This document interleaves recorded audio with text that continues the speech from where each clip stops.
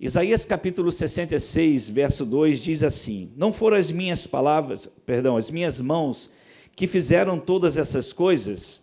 Não é o texto base não, só quero conversar com você, tá bom? E por isso vieram a existir? Pergunta ao Senhor. A este eu estimo, diz o Senhor em Isaías capítulo 66, verso 2. Ao humilde e contrito de espírito, que treme diante da minha palavra. Sabe que é bom a gente estar junto quando há pessoas que amam a palavra de Deus e elas temem a Deus. As pessoas que temem ao Senhor, o temor ao Senhor, traz a ideia e a figura de reverência, de respeito. Então, o próprio Deus, na sua palavra, na pessoa de Isaías, ele já vem dizendo, e você vai saber por que Isaías faz essa declaração mais à frente na mensagem, você vai ouvir sobre isso. Por que Isaías tem tantas revelações de Deus sobre a grandeza do Senhor? Porque hoje, dentro do tema o temor do Senhor, nós vamos falar sobre um vislumbre da grandeza de Deus. E como que Isaías, revelado pelo Espírito Santo, ele diz: a esse Deus estima, a humilde e contrito de espírito e que treme diante da minha palavra. Eu creio que vai chegar um tempo que a gente vai estar ouvindo a palavra de Deus, e às vezes, sabe o que a gente faz no culto, queridos? A gente começa a dividir o culto em partes, né? Então a gente faz assim, a gente começa o culto com louvor. Então no momento de louvor você pode andar, você pode conversar, você pode ligar o celular, você pode brincar com o outro, as crianças podem correr para tudo quanto é lado, que não tem problema, que o pai está liberando, porque está no momento do louvor. Aí a gente vai para tudo e vamos agora para os anúncios. Bom, manda anúncio também, vamos lá, a gente pode mandar uma mensagem pelo WhatsApp e faz não sei o que e tal. E agora vamos para quê? Vamos para as ofertas. Show de bola, vamos fazer as ofertas e a gente vai entregar a nossa oferta, aí um conversa lá, outro vai lá fora, outro vai não sei o quê, outro vai na cantina, outro volta, outro não sei o quê, resolve outra coisa, aí agora sim vamos para a palavra. Bom, agora é hora de todo mundo ficar quieto. Agora eu preciso ficar quieto, presta atenção.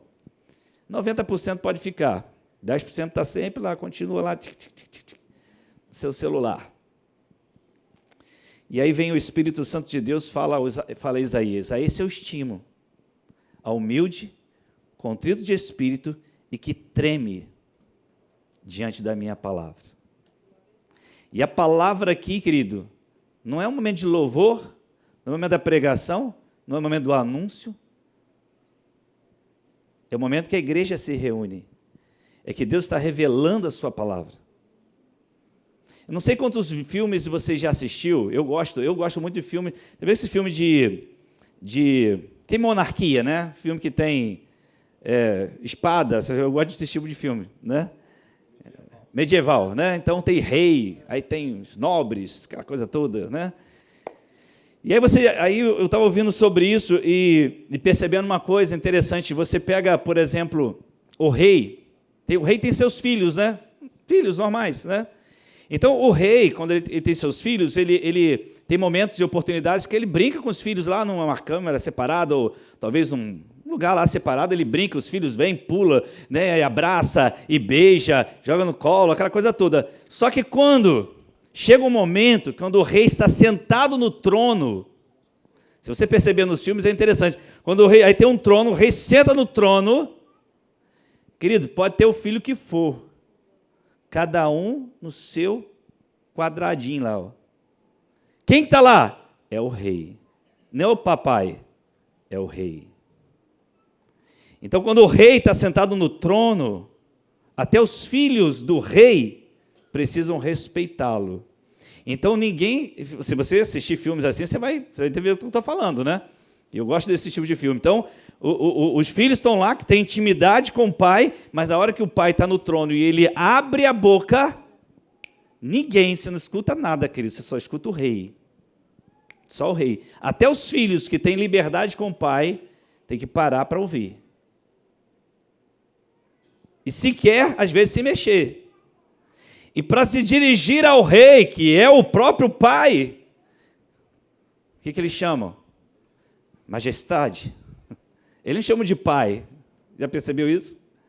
Eles não chamam pai, eu queria falar com o senhor, não. Majestade. Eles se dirigem ao rei, mesmo sendo filhos físicos, se dirigem ao rei como majestade na frente dos outros. É quando o pai, o rei, ele é pai e ele é rei. Então, às vezes, nós, cristãos, perdemos um pouquinho da ideia de que Deus é pai e Jesus também é rei, ele é rei também. Então, tem momento que você vai pular nos braços dele, você vai beijar, ele vai te carregar no colo e tal, mas vai ter momento que ele vai estar no trono e tu vai ficar lá, ó, só ouvindo, querido. Se quer, pisque o seu olho. É, Senhor, estou aqui para te ouvir. O que o Senhor tem para me dizer? Então, o temor do Senhor gera em nós também essa reverência que nós precisamos até resgatar em nossa vida. Começamos a falar isso domingo passado, que nós estamos tão focados e tão teologicamente ensinados a respeito da graça de Deus, e isso é maravilhoso. A graça de Deus sobre nós é maravilhosa. Fomos salvos por meio da fé, isso não vem de vós, é dom de Deus, é uma graça de Deus sobre nós. Porém, muita gente, deixa eu te falar, muita gente deixou de lado o temor do Senhor. Amar a Deus sobre todas as coisas é uma base para a nossa vida, mas eu creio que nós esquecemos o temor do Senhor, que é uma segunda importantíssima base em nossa vida. As duas coisas precisam caminhar juntas, queridos. Muita gente está querendo viver o amor de Deus, é a graça, então eu posso viver do jeito que eu quero. Porque a graça vai me perdoar de tudo, eu posso fazer o que eu quero, porque é a graça de Jesus, é a misericórdia. Só que a gente esquece do temor, e a Bíblia fala no Novo Testamento sobre o temor, e o temor aponta para a justiça de Deus. Então amor e justiça nunca se separam. Então a gente já conheceu gente que dizia que amava Deus e vivia em adultério. Eu conheci gente que dizia que amava Deus e vivia na corrupção. Você já ouviu falar gente que dizia, eu amo ao Senhor, eu faço a obra do Senhor, e vivia longe dos princípios de Deus. Por quê? Eles não amavam a Deus, não, eles perderam o temor ao Senhor. Perderam o senso de justiça de Deus. E nós precisamos resgatar isso. Nós temos um pai que é rei, e um rei que é pai. Você está entendendo isso, querido? A gente precisa tomar isso em nosso coração. E a gente está falando aqui sobre presença de Deus, derrama a tua glória, Senhor, derrama a tua glória, a gente quer a tua glória. Existem dois tipos de presença, eu quero que você guarde isso no seu coração. Dois tipos de presença de Deus. A primeira, nós falamos da sua onipresença, ou seja, é quando nós sabemos que Deus está em todo lugar, em todo tempo, Ele está em todo lugar. No Salmo 139, de 7 a 12, os versos de 7 a 12, diz assim, para onde poderei eu escapar do teu espírito? Para onde poderia fugir da tua presença? O salmista está dizendo aqui, se eu subir aos céus, lá estás, se eu fizer a minha cama na sepultura, também lá estás, se eu subir com as asas da alvorada e morar na extremidade do mar, mesmo ali a tua mão direita me guiará e me susterá, mesmo que eu diga que as trevas me encobrirão, e que a luz se tornará noite ao meu redor, verei que nem as trevas são escuras para ti, a noite brilhará como o dia, pois para ti as trevas são luz. Isso é onipresença de Deus, ninguém se esconde de Deus, nenhum ser humano, nenhum ser pode se esconder, tudo está diante do Senhor, todas as coisas estão. Hebreus capítulo 13, versículo 5, diz, conservem-se livres do amor ao dinheiro e contentem-se com o que vocês têm, porque Deus mesmo disse, nunca o deixarei, nunca vou te abandonar. Ou seja, eu estou aí sempre. Jesus disse, eis que estarei convosco todos os dias. É a onipresença do Senhor. Agora existe uma segunda forma, um tipo de presença de Deus, que nós chamamos de presença manifesta de Deus. É diferente da onipresença de Deus, quando você sabe que Ele está em todo lugar, que Ele vê todas as coisas. João capítulo 14 diz o seguinte, versículo 21, aquele que tem os meus mandamentos e os guarda, este é o que me ama, e aquele que me ama será amado de meu Pai, e eu, na versão Revista e Corrigida diz: e eu me manifestarei a ele. Ali está na NVI, ou me revelarei, eu me manifestarei a ele. Então existem dois tipos de presença de Deus. Uma que é a onipresença, Deus vê todas as coisas. E existe a presença manifesta de Deus. Em alguns momentos, Deus vai se manifestar com a sua presença. Aleluia. Sim. Nesse momento, nós estamos debaixo da onipresença de Deus. Ele está em todo lugar sobre a face da terra. Ele vê todas essas coisas. Conhece nosso coração no mais íntimo. Sabe de tudo. Mas quando Ele se manifestar, querido, a gente estava cantando, derrama a tua glória. Sai da frente, querido, que você vai ver o que vai acontecer. O Salmo 89, verso 7, diz o seguinte: Deus deve ser em extremo, tremendo na Assembleia dos Santos e grandemente reverenciado por todos os que o cercam. Está na Revista Corrigida. Isso fala da reverência a Deus. Imagine você agora, vamos lá, você já teve essa experiência que eu vou te contar agora, vamos lá. Imagine que você está numa mesa conversando com alguém, está batendo um papo com alguém, está ali sentado, do outro lado está uma pessoa, e você está falando com a pessoa, você está conversando com a pessoa, só que aquela pessoa, ela pega o celular, enquanto você está falando com ela está olhando para o celular, e aí olha para o lado, olha para o outro, e você está falando. E você está falando, e ela está ali, não está te dando a mínima. O que você faria? Certamente você ia parar de falar ou simplesmente você ia levantar e ir embora. Porque a pessoa não está te dando a mínima. Imagine se você vai na casa de alguém, aí você bate na porta lá de alguém, e aí a pessoa quando vai te atender, ela diz assim: ih, você de novo? Tá, entra aí. O que você faria, querido? Eu viraria as costas e ia embora. Se você se sente assim, imagine Deus. Imagine Deus está falando com você e você. Você acha que Deus vai se manifestar num lugar assim? Ele vai levantar e vai embora. A onipresença dele continua. Ele é onipresente, ele está em todos os lugares, ele vê todas as coisas. Mas a sua presença manifesta não vai acontecer porque ninguém está dando a mínima para ele. Isso pode ser numa célula, isso pode ser no culto doméstico, isso pode ser na sua reunião de oração, isso pode ser no culto da igreja, isso pode ser em qualquer lugar, querido, que você se reúne para buscar o Senhor. Você está entendendo isso, querido? Amém? Eu lembro de alguns momentos assim que nós tivemos essas manifestações do Senhor de maneira clara. Não sei quantos aqui, tem os mais antigos aqui, vão lembrar, nós fazíamos muitos encontros, né? Tem um sítio chamado Beija-Flor, que inclusive os seus donos já faleceram, né? E nós fizemos muitos encontros nesse sítio chamado Beija-Flor, acho que é lá dentro de Cabo Sul, Largo da Ideia, né? Aquele lugar lá. E era um sítio muito bonito, bem grande, né? E eu lembro que uma dessas vezes nós estávamos lá no encontro, tínhamos mais ou menos umas 150 pessoas naquele encontro, num salão lotado de gente, e ali o fluir de Deus, sabe, irmãos, aquele momento em que você está no fluir de Deus, Deus, sabe, poderosamente um quebrantamento, muito arrependimento, muito choro, muita lágrima, e de repente a dona do sítio, quem vai lembrar aqui, quem estava lá vai lembrar disso, a dona do sítio, ela tinha um vício muito grande de cigarro, ela fumava demais, ela não era cristã, ela tinha aquela questão, eu acredito em Deus, temo a Deus, uma pessoa muito agradável, por sinal, nos tratava muito bem lá no sítio.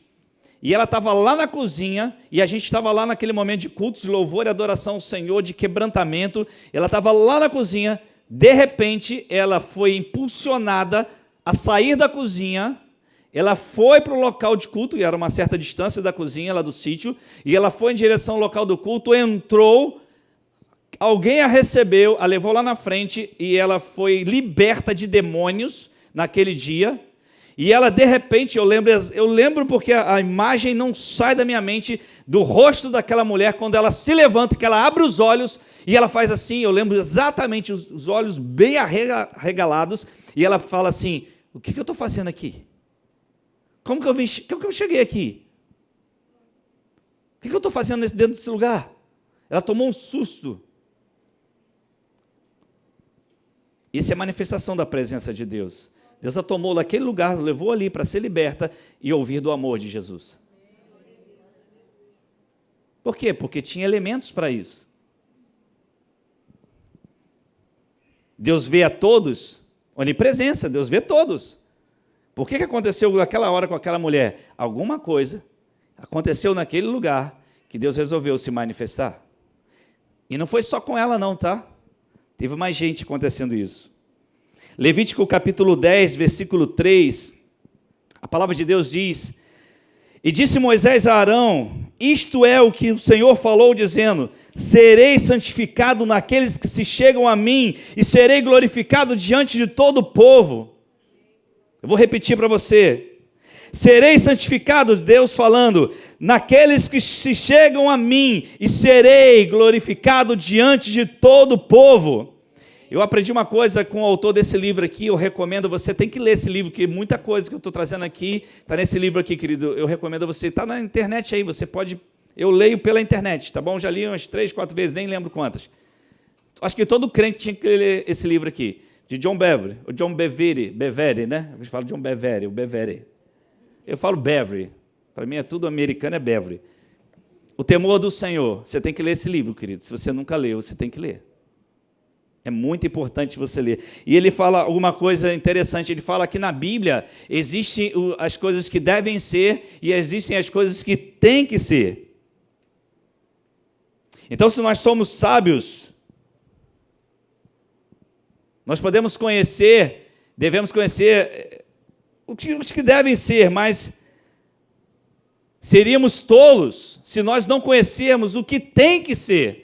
Então é interessante, Deus está dizendo aqui em Levítico o seguinte, aqueles que se aproximam de mim, eu tenho, não devo, eu tenho que ser considerado santo. É isso que em Levítico ele está dizendo, eu tenho que ser glorificado, eu não devo ser. Deus não te dá uma opção, querido. Ele está dizendo, eu tenho que ser glorificado por aqueles que se aproximam de mim. Não é uma opção que você tem quando você se aproxima de Deus. Você não deve ser, não. Eu tenho que glorificar a Jesus. Eu tenho que glorificá-lo. Salmo 89, 6 e 7 diz assim, não há no céu ninguém como tu, ó Senhor, entre os seres celestiais não há nenhum igual a ti, tu és respeitado na assembleia deles, és temido por todos os que estão ao teu redor. E aí a gente tem que começar a entender que o nosso temor a Deus, vou explicar uma coisa para você, ele é limitado ao entendimento da grandeza de Deus. Lembra de Moisés? Nós falamos aqui domingo passado, Moisés, ele foi criado no Egito como neto de Faraó, emprestado. Lembra disso? Então ele teve a melhor comida, ele não precisou trabalhar para comer, ele não precisou trabalhar para se vestir, ele foi criado como neto de Faraó. Mas o povo hebreu foi criado nas piores condições, 400 anos, e eles ficaram nas piores condições, escravos, tinham que trabalhar para comer, e daqui a pouco o trabalho ainda se intensificou na perseguição que houve, quando eles estão diante do mar. E aí, o que o povo faz e o que Moisés faz? O povo começa a dizer, vamos voltar para o Egito. Ora, mas o povo era escravo. Não tinha do bom e do melhor. Não tinha que trabalhar para conquistar alguma coisa, para comer, não comia do bom, eles tinham e viviam como escravos. Eles queriam voltar para o Egito, enquanto que Moisés, que teve do bom e do melhor, disse, não, eu não. Qual era a diferença do povo para Moisés, queridos? Moisés teve um encontro real com o Senhor. Moisés não viveu debaixo dos milagres do Senhor. O povo só viu os milagres, nunca teve um encontro real com o Senhor. Quando você tem um encontro real com o Senhor, você não volta para o Egito. Você não volta para o Egito. Você pode ter momentos de fraqueza, você pode ter momentos de debilidade, como qualquer ser humano tem, na face, qualquer cristão tem. Mas teu coração que teme ao Senhor, teme por sua palavra, não deseja voltar para o Egito. E Moisés, com tudo aquilo, um dia ele disse: Senhor, eu quero ver a tua glória. Olha só, querido. Moisés viu milagres e viu sarças, e de repente um dia: Senhor, eu vou descer, mas eu quero ver a tua glória. E a gente está cantando aqui: derrama a tua glória. E aí um no celular, o outro para cá, outro para lá, o que pensando, vamos sair. E está Moisés lá, viu tudo que você podia imaginar. É sangue, é água que se tornou em sangue, é rã para todo lado, é primogênito morto. E aí viu a sarça queimando muito antes disso, né? E não se queimava aquilo tudo. Ele teve experiências e de repente disse: eu quero ver a sua glória. E Deus falou: se você ver a minha glória, tu vai morrer, filho. Se você conhecer minha face, tu morre. Mas eu vou deixar você ver um pouquinho dela. Vou te esconder no lugar. Aleluia, queridos. Sabe por quê, queridos? Porque Moisés queria conhecer a grandeza de Deus. Porque quando Moisés fosse conhecer a grandeza de Deus, o seu lugar seria de reverência a Ele total. Então, quanto maior a nossa compreensão da grandeza do Deus que servimos, embora a Bíblia mesmo diz que isso é incompreensível, é inatingível para nós, maior será a nossa capacidade de temer ao Senhor. Salmo 47, verso 7 diz assim, presta atenção: pois Deus é o Rei de toda a terra, cantai louvores com inteligência. Em algumas versões, com harmonia e arte. Deus é Rei de toda a terra. Salmo 145, verso 3 diz: grande é o Senhor e digno de ser louvado, sua grandeza não tem limites. Aleluia! Quando você olha para Jó, queridos, Jó foi um dos homens mais piedosos sobre a face da terra. O próprio Deus chegou a declarar para o diabo, dizer: não há ninguém como Jó sobre a face da terra. Não tem ninguém como Jó. O próprio Deus fez essa declaração para que todos os anjos, todo mundo escutasse: não há ninguém na terra como Jó. E aí, depois de tudo aquilo que aconteceu com Jó, lá em Jó 42, versos 5 e 6, quando começa o diálogo, na verdade antes desse texto, quando começa o diálogo de Deus com Jó, é o último diálogo de Deus que vai ter com Jó, e a Bíblia diz que Jó viu o Senhor, está escrito lá, se não me falha a memória, 38 ou 39 o capítulo. Jó viu o Senhor no meio de um redemoinho, ou talvez em algumas versões, de uma tempestade.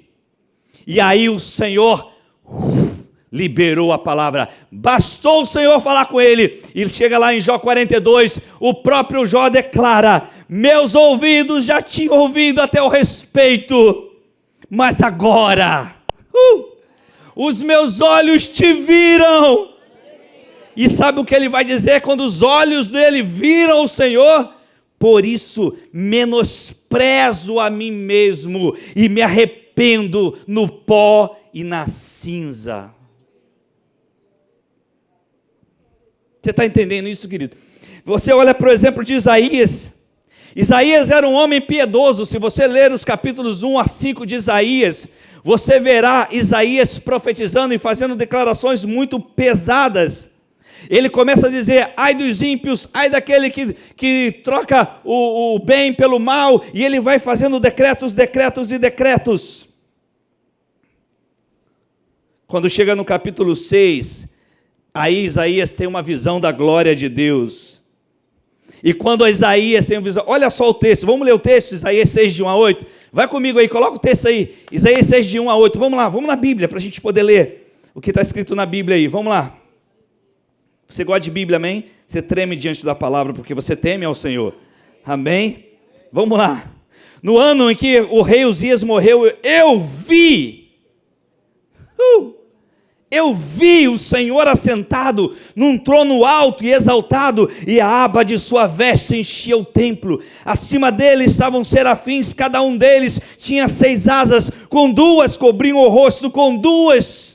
aleluia, cobriam os pés, e com 2 voavam e proclamavam uns aos outros: Santo, Santo, Santo é o Senhor dos exércitos, e toda a terra inteira está cheia da sua glória.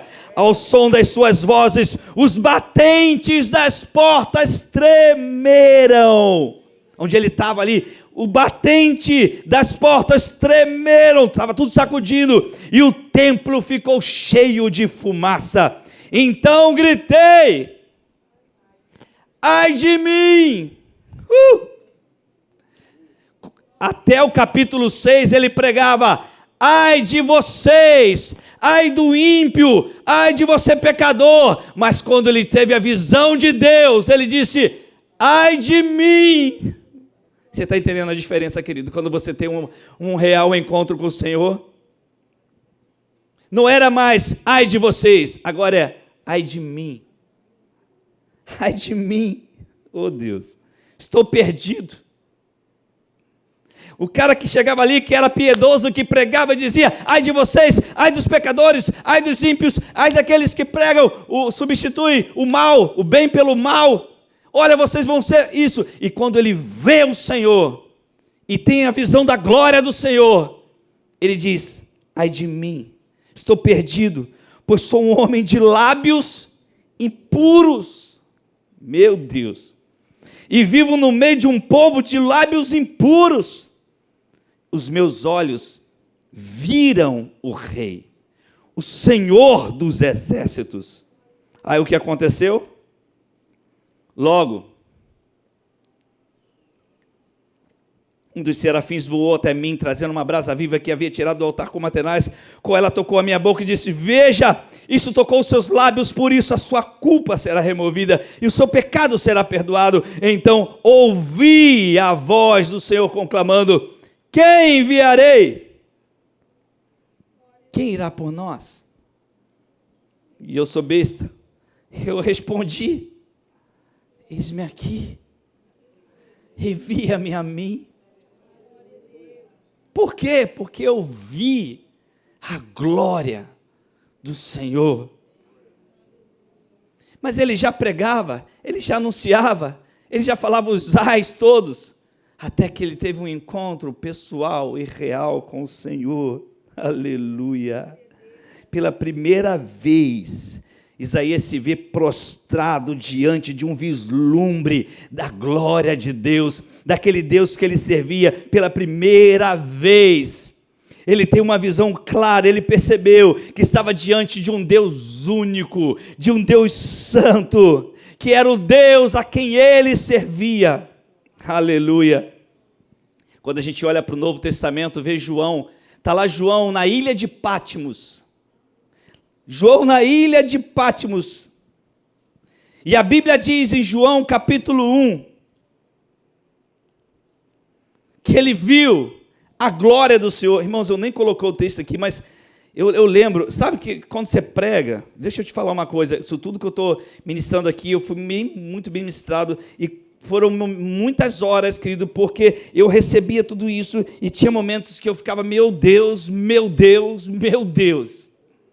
E eu vou falar isso de coração para você, não estou me colocando como superior, eu falava: ai de mim. Eu nem vi o Senhor como Isaías viu, querido, mas a sua palavra me constrange. E olha só o que João vai dizer, querido, no capítulo 1, preste atenção, querido, que se você está aqui, você treme da palavra do Senhor, amém? João capítulo 1, versículo 9, olha só: e eu, João, irmão e companheiro de vocês no sofrimento do reino e na perseverança em Jesus, estava na ilha de Patmos por causa da palavra de Deus e do testemunho de Jesus. Estava preso, tá bom? No dia do Senhor, achei-me no Espírito e ouvi por trás de mim uma voz forte, como de trombeta, que dizia: escreve num livro o que você vê e envie a essas 7 igrejas: Éfeso, Esmirna, Pérgamo, Tiatira, Sardes, Filadélfia e Laodiceia. Aí olha o que aconteceu no versículo 12, presta atenção: voltei-me para ver. Olha só, ele estava ali, ele ouviu uma voz por detrás dele. Você está lendo aí comigo? Amém? E aí ele ouviu aquilo tudo. Aí a Bíblia diz no versículo 12: voltei-me para ver quem falava, porque ele não sabia quem estava falando. Voltando-me vi 7 candelabros de ouro, e entre os candelabros alguém semelhante a um filho do homem, com uma veste que chegava a seus pés, e um cinturão de ouro ao redor do peito. Sua cabeça e seus cabelos eram brancos como a lã, tão brancos quanto a neve. Seus olhos eram como chama de fogo, seus pés eram como bronze numa fornalha ardente. A sua voz como o som de muitas águas. Tinha em sua mão direita 7 estrelas, e da sua boca saiu uma espada afiada de 2 gumes. Sua face era como o sol quando brilha em todo o seu fulgor. Quando o vi, caí aos seus pés como morto. Aleluia. É João aqui.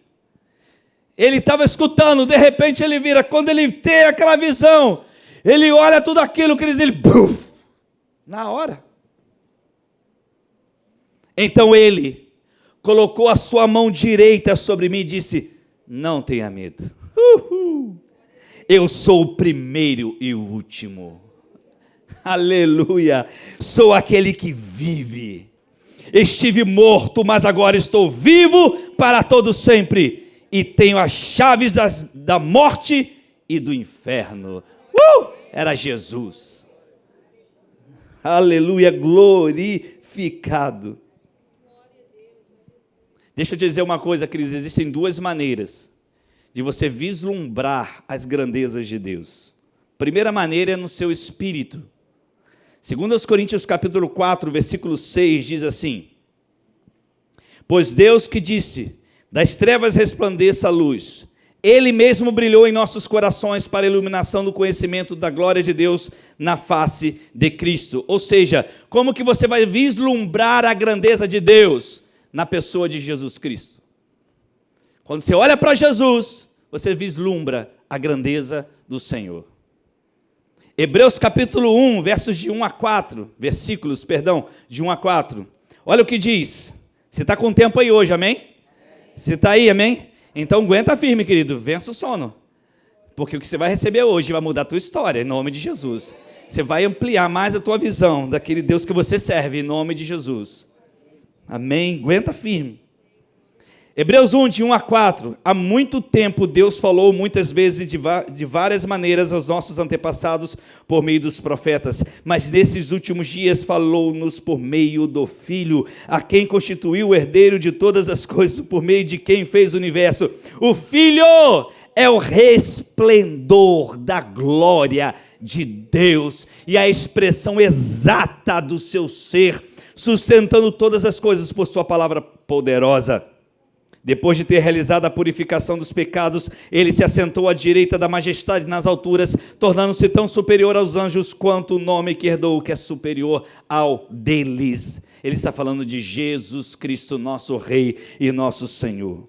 Essa é uma forma de você conhecer a grandeza de Deus, que a gente não vai parar hoje aqui, mais à frente a gente vai conversar sobre isso, mas hoje eu quero falar com você sobre a segunda forma de você vislumbrar a grandeza de Deus. Porque a segunda forma que nós temos é contemplando a sua criação. Só em contemplar a sua criação. Salmo 145, versos de 10 a 11, diz assim, versos 10 e 11, olha só. Rendam-te graças, presta atenção, querido, treme na palavra, meu irmão, senão tu não vai viajar na maionese. Rendam-te graças todas as tuas criaturas, Senhor, e os teus fiéis te bendigam. Eles anunciarão a glória do teu reino e falarão do teu poder. Aleluia. Salmo 19, livro de Salmos, Salmo 19, de 1 a 4, versos de 1 a 4. Os céus declaram. Cadê? Coloca aí. Vamos ler juntos? Os céus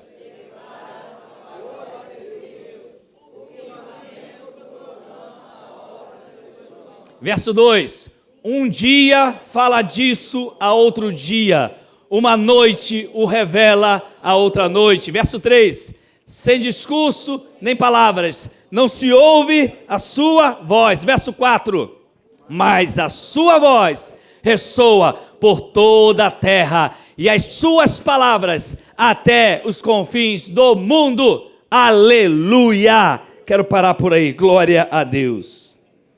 Você já foi na praia, Quem já foi na praia aqui, amém? Você já percebeu quando você olha o mar? Você, né, tem aquela visão do mar? Alguns dizem que nós temos a capacidade de enxergar no máximo até 2 quilômetros. Estou certo ou errado? Me corrijam. Até 2 quilômetros de visão. Você vê aquele mar infinito e aí você tem, claro que tem fim, né? Mas sua visão, minha visão é de 2 quilômetros. Mas você e eu sabemos que aquilo ali se estende por milhares e milhares de quilômetros, e ali não é só aquele mar, ainda tem outros mares e outros mares e outros mares. E aí a Bíblia diz que Deus pesou tudo na palma de suas mãos. Ele pesou os mares assim, ó.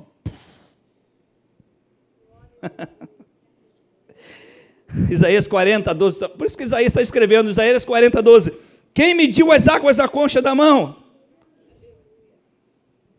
Quem mediu as águas à concha da mão? Ele pegou assim, ó. Aí está você sentadinho lá na praia, contemplando 2 quilômetros. E ele fez assim, ó. Tá bom.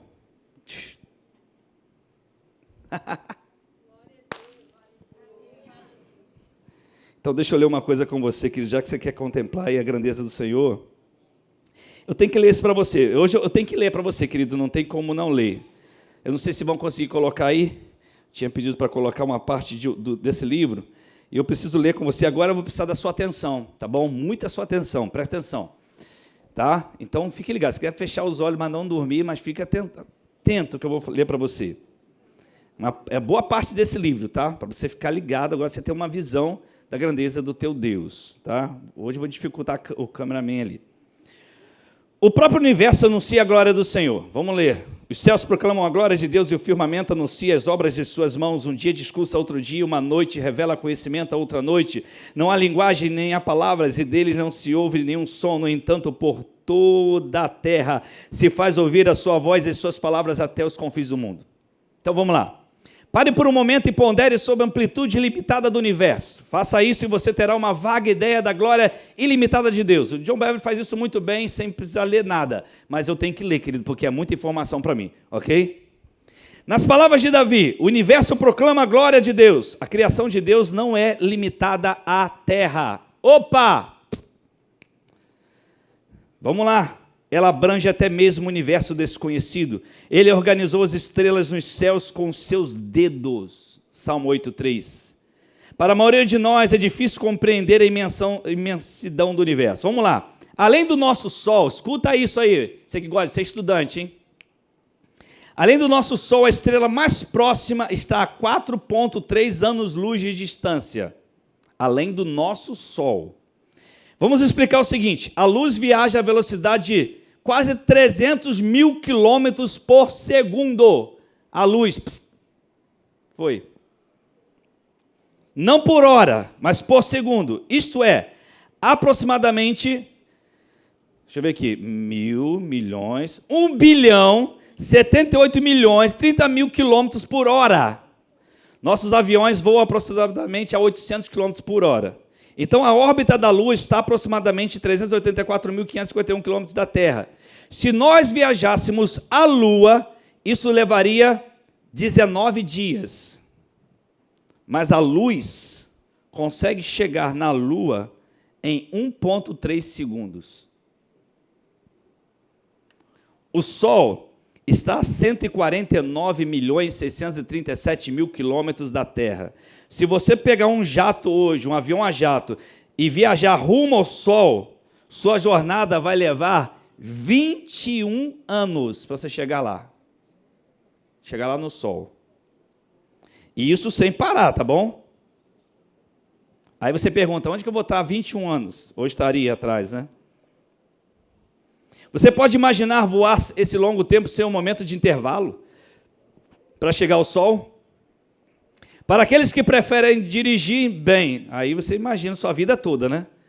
Levaria aproximadamente 200 anos se for de carro, não incluindo qualquer parada. Porém, a luz viaja essa distância em meros 8 minutos e 20 segundos. É a velocidade da luz. Vamos deixar o Sol e passar para a estrela mais próxima. Nós já sabemos que ela está a 4,3 anos-luz da Terra. Se nós construíssemos um modelo em escala da Terra, do Sol e da estrela mais próxima, o resultado seria o seguinte, olha só. Em proporção à Terra, ela se reduziria ao tamanho de um grão de pimenta e o Sol seria do tamanho de uma bola de 8 polegadas de diâmetro. De acordo com essa escala de medidas, a distância da Terra do Sol seria de 24 metros, que é apenas um quarto da largura de um campo de futebol. Você está entendendo? Então imagine que aqui tem, daqui lá na frente são 35 metros. Então vamos colocar ali mais ou menos, aquela parede são mais ou menos 18 metros, daqui até ali. Então essa medida mais ou menos a gente ter noção. Assim, se a proporção da Terra, se essa proporção da Terra em relação ao Sol, você consegue imaginar que distância a estrela mais próxima estaria da Terra desse grão de pimenta. Você pensaria em 1.000 metros, 2.000, talvez até 3.000, e lá vai fumaça, querido, que não tem essa conta, não vai terminar nunca. Para alcançar essa estrela mais próxima através de avião, levaria aproximadamente uns 51 bilhões de anos para você viajar sem parar.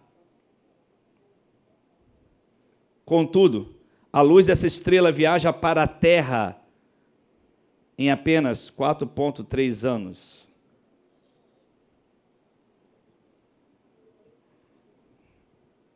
Aleluia.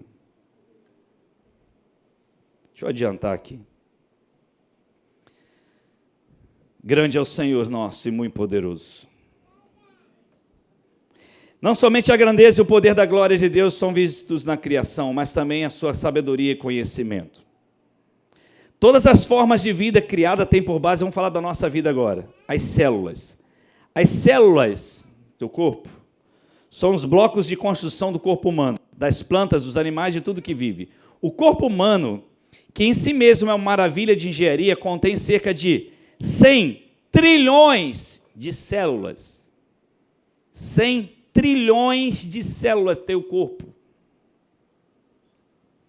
Dentre as quais há uma variedade imensa. Em sua sabedoria, Deus designou essas células para desempenhar tarefas específicas. Elas crescem, se multiplicam e afinal morrem na hora certa. Embora invisíveis a olho nu, as células não são as menores partículas conhecidas pelo homem. Elas são constituídas por um grande número de estruturas menores ainda chamadas moléculas. E as moléculas são compostas de estruturas menores ainda, chamadas elementos. E dentre os elementos ainda podem ser encontradas estruturas ainda mais minúsculas, chamadas átomos. Os átomos são tão pequenos, que o ponto no final desta sentença contém mais de 1 bilhão deles. Um átomo é tão minúsculo, escuta isso, querido, que é composto quase completamente de espaço vazio. E eu vou terminar, calma aí. Aguenta, meu irmão, aguenta. O restante do átomo é composto de prótons, nêutrons e elétrons. A aula de ciência, né? Física. Esse aí. Os prótons e os nêutrons estão agrupados a um núcleo minúsculo extremamente denso. Vamos lá, hein? Bem no centro do átomo, um pequeno feixe de energia chamado elétrons vibram ao redor desse núcleo à velocidade da luz. Eles são o núcleo dos blocos de construção que mantém todas as coisas unidas. Assim, onde o átomo adquire sua energia? E que força mantém unidas suas partículas de energia?